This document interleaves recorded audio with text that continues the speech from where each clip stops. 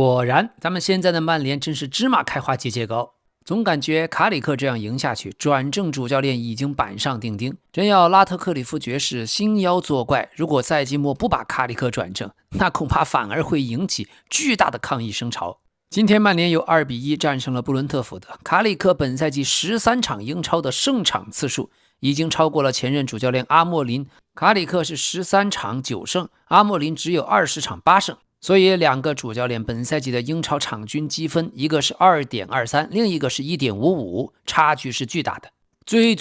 让人兴奋的是曼联队长大逼哥逼费被卡里克彻底激活，他带队13场，逼费已经14次直接参与进球，而且这次连续7场在英超比赛都有进球或者助攻。所以现在想想，阿莫林当时非要把大逼哥后置，这么好的全世界5大联赛最佳前腰，你不让他进攻，把他放在后面，完全是为了适应阿莫林自己的战术，为了适应你的那双鞋子，把曼联的脚给砍了。还有另外2个中场，看看梅努现在什么状态，看看卡塞米罗什么状态。本场胖虎又超神，11次抢断，16次对抗成功，9次解围，一场比赛打出了统治级的防守表现。这是英超近20个赛季以来唯一一位能在单场比赛同时达到这3项数据的球员，真的是太夸张了，就算是玩非法游戏也没有达到过这种程度。所以今天赛后咱们耿直的大头马奎尔也是实话实说，他说呀，在过去阿莫林还在执教的时候，曼联胜负误开的比赛总是输，而卡里克来了之后，刚上任的时候我们曼联有2场硬仗，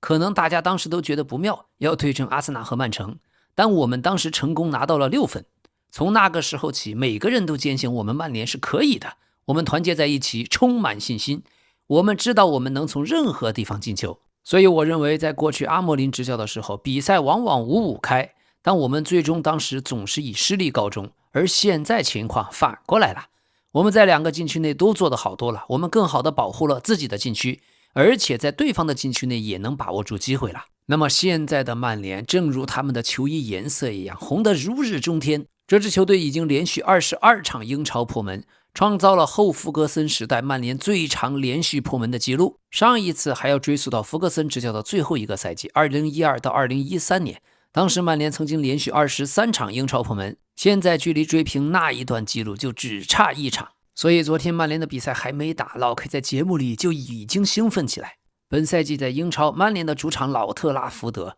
展现出非常强的竞争力，真正的梦剧场，现在已经取得了11胜3平3负，在整个英超也就仅次于阿森纳和曼城。阿森纳主场拿了41分，曼城主场拿了39分，曼联在主场拿到了36分。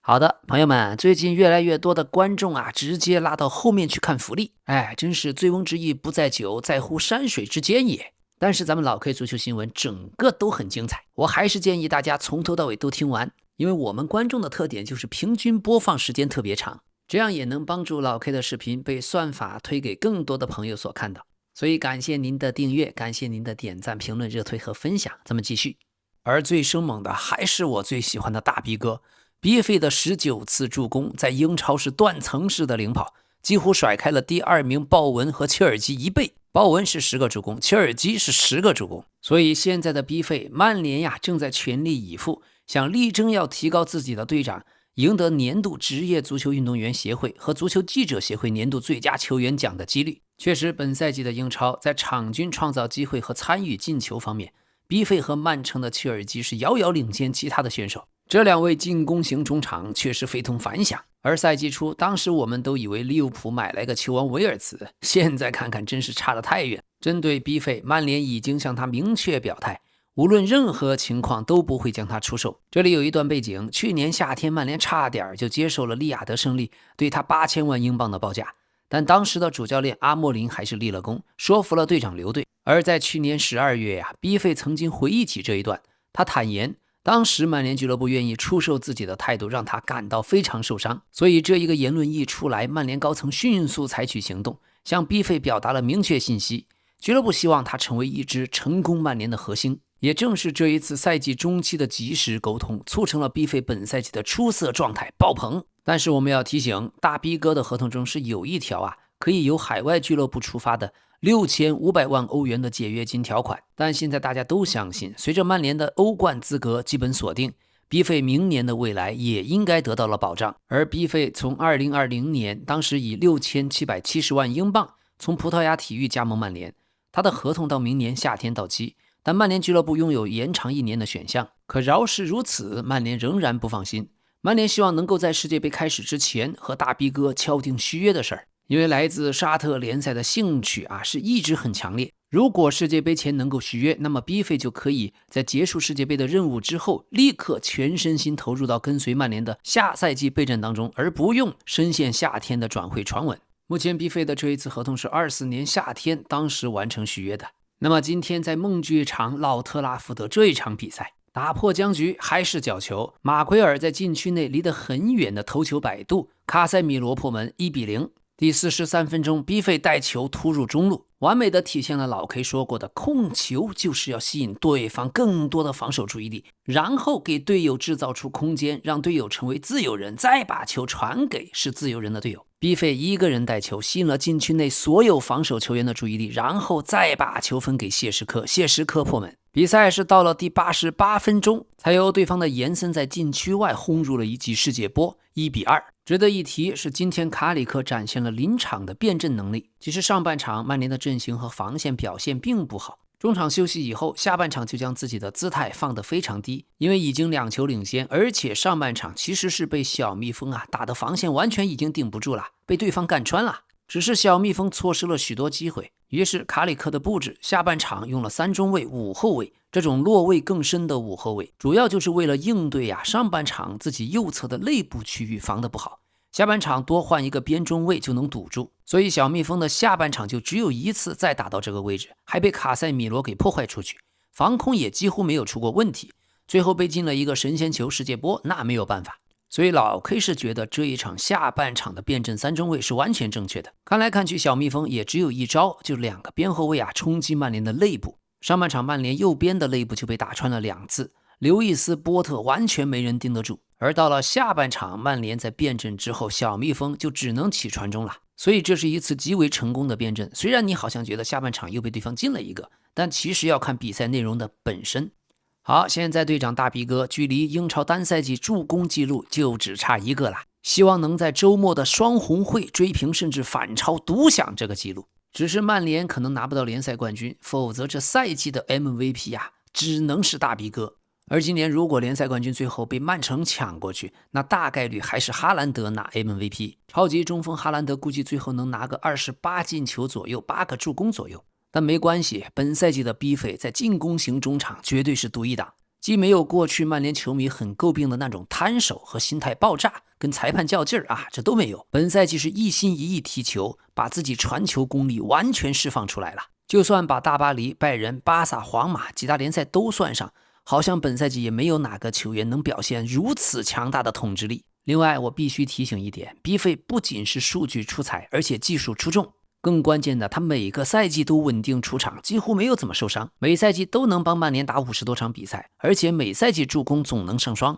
当然，如果要跟过去巅峰的德布劳内比，那还是有差距。德布劳内受益于自己的大身板，而 B 费能传出这么多助攻，还是靠自己的意识和想象力。但总体看，没有德布劳内巅峰时期那种稳。而今天另一位铁三角中场梅努也打出了完美的表现。梅努唯一的弱点可能就防守移动有些缺陷，本赛季有卡塞米罗给他擦屁股，下赛季怎么办？咱们得拭目以待。今天的梅努跟梅西确实2兄弟都姓梅嘛，在比赛中今天展现出来那些技术，确实能联想到梅西。他的防守意识还有动作铲断、摆脱长传和视野都越来越好，很适合承担扫荡任务，在曼联中场当一个节拍器。梅努拿球的节奏特别好，别人根本就没法抢，尤其上半场能带能突能上能下能传能射，今天真是进攻防守一把抓，夯爆了。大家不知道阿莫林现在还看不看曼联的球？前几个月梅努被阿莫林搞心态差点爆炸，实际上一个当年只有18岁就能在欧洲杯决赛代表英格兰首发的球员，怎么可能没技术没天赋呢？我们现在回忆阿莫林当时对曼联青训的那种冷暴力，是不是今天看了曼联的比赛应该给梅努发条短信好好道个歉呀？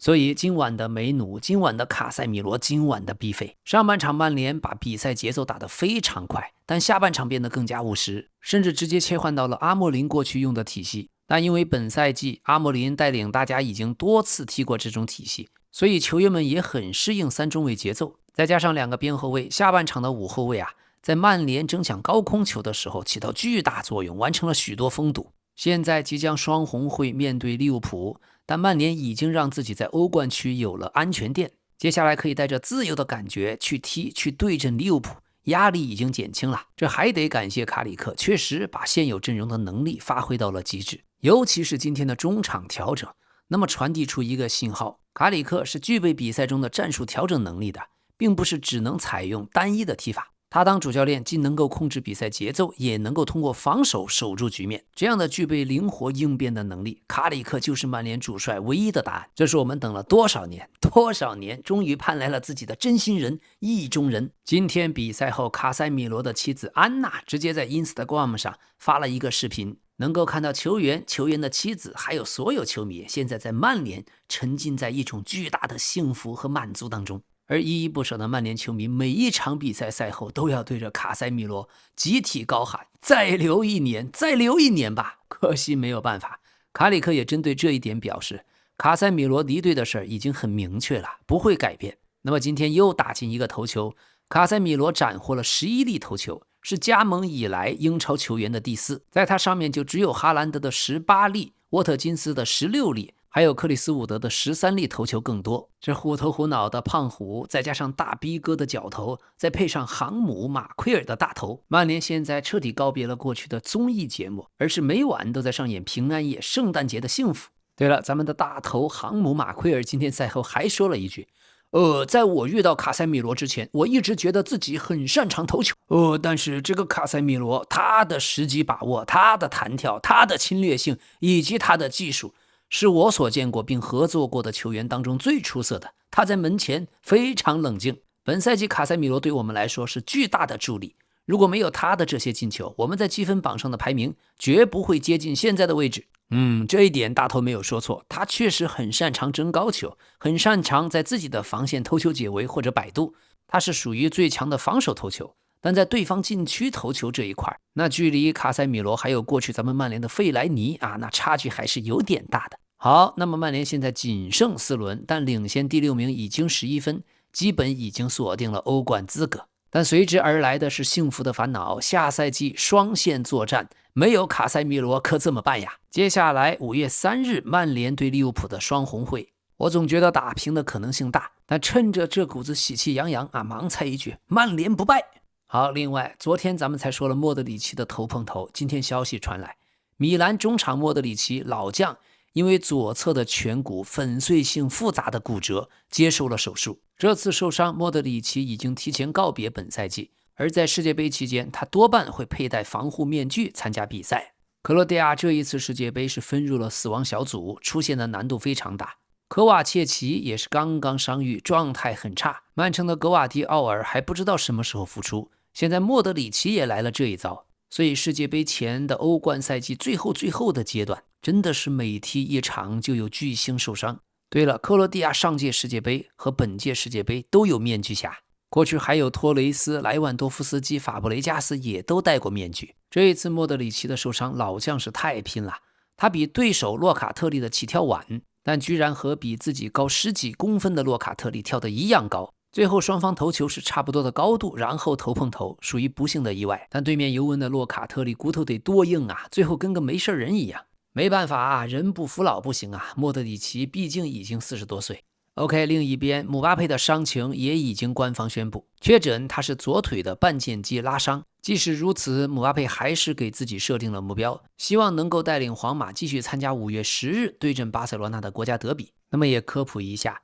大腿后部的肌群又名腘绳肌，是由3条肌肉组成，分别是股二头肌、半腱肌还有半膜肌。半腱肌和半膜肌是位于大腿后方内侧。这次姆巴佩就是半腱肌拉伤了，他当时比赛中第80分钟主动要求被换下。而另外，皇马受伤的巴西中后卫米利唐确定将在未来几小时内接受手术，预计9月末才能重返球场，所以也就确定米利唐已经无缘世界杯。本来呢，球员此前是考虑过保守治疗方案，但针对他现在的这个伤情，保守治疗存在极高风险，很容易造成伤势反复，2次受伤。最后没有办法，至此米利唐也成为了本届世界杯第13位确定因伤缺席世界杯的名将。前面的有墨西哥的马拉贡、德国队的格纳布里、日本队的远藤航、南野拓实、加纳队的库杜斯、萨里苏、阿根廷队的帕尼切利、福伊特、法国队的埃吉提克、巴西队的罗德里戈、埃斯特旺、米利唐，还有荷兰队的哈维西蒙斯。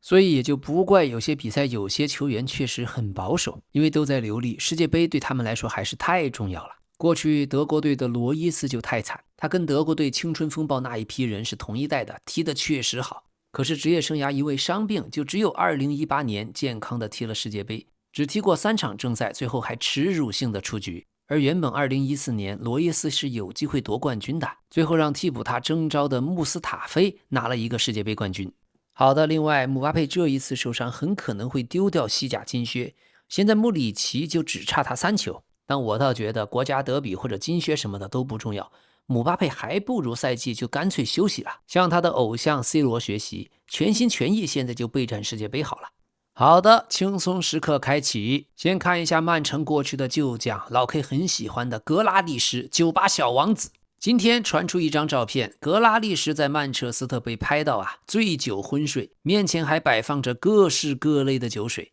他是在下午4点30分左右和朋友抵达现场，结果60分钟以后就被拍到趴在桌子上就打瞌睡，不省人事。本赛季的格拉利什被曼城租借到了埃弗顿，今年1月份遭遇了脚部的伤势，并进行了手术，目前正在养伤。这赛季在埃弗顿的表现也不好，只有22次出场，2个进球6个助攻。格拉利什已经30岁了，由于太喜欢夜生活，也太擅长夜生活，他的足球运动员的职业生涯已经开始进入倒计时。大白天的就醉成这样，这是因为英国佬总是从中午就开始喝酒。当年加斯科因一个，现在格拉利什一个，主打一个随性散漫。但有一说一，格拉利什过去10几年一直是英国女球迷最喜欢、觉得最性感的球星。好，咱们插播一个新闻今天在英国，在伦敦的26年马拉松男子精英组，萨巴斯蒂安·萨维以1小时59分30秒完赛，不仅打破了吉普图姆保持的世界纪录，而且成为人类历史上第1位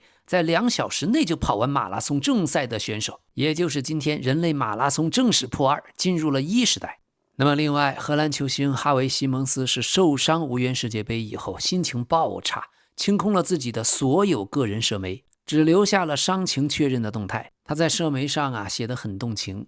有人说生活很残酷，今天我深刻体会到了。我的赛季戛然而止，我还在努力消化这一切。我所想的只是为我的球队而战，而现在这个机会被夺走了，连同世界杯也一并没了。那么过去哈维·西蒙斯在社媒上是有超过600条帖子，包括自己过去在埃因霍温、在莱比锡和托特纳姆热刺的回忆。所以一夜之间他全部清零，也是正在经历自己职业生涯中最艰难的时刻。这种时候需要大家的支持，需要大家的安慰和鼓励。他的社媒也就涌入了大量的球迷支持和祝福，包括西班牙队的奥尔莫，还有前队友卢克巴等球员也都送上了康复的祝福。真是伤病击碎了一个世界杯的梦想，无声的清空社媒，属于一个男人最难过的无声的崩溃。但另外呢，有人欢喜有人忧，反过来也同样如此。现在西甲巴塞罗那85分位居榜首，已经领先皇马11分，只要下轮皇马不胜，而且巴塞罗那全取3分，他们就能提前卫冕西甲冠军。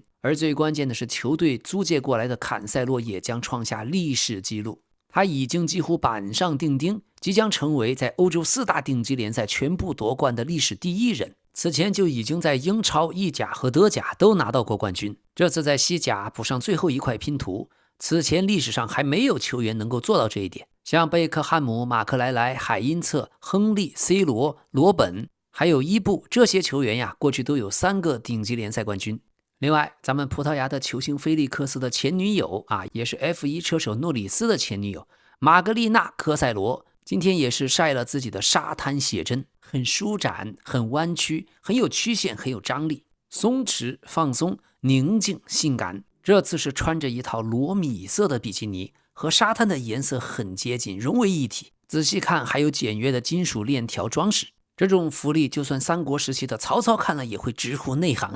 OK， 明天欧冠大巴黎对拜仁，首回合老 K 先预测一下，大巴黎应该能不败，而且大概率呀可能会赢拜仁1-2个球，所以一想到欧冠半决赛，不知觉得又开始兴奋了。感谢大家的陪伴，感谢您的订阅、点赞、评论、分享、热推，这也能让视频被更多的朋友所看到。这里是老 K 足球新闻，咱们明天再见。